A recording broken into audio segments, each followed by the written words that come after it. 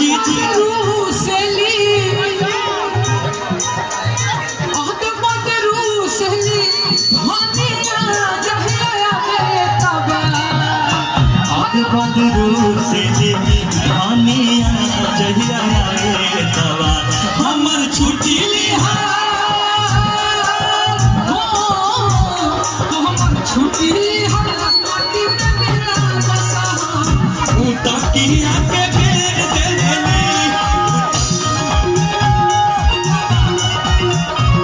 लेकिन अनुपमा ने एगो बात हम सब कुछ भिक्कू जी लड़ाई थी चीज बड़ी है मस्त मस्त तू चीज बड़ी है मस्त हमको तुमसे लड़ाई नहीं करना तुम मेरी अच्छी दोस्त हो हमरो के लगाही सुताली रे अम्मा हमरो के लगाही सुता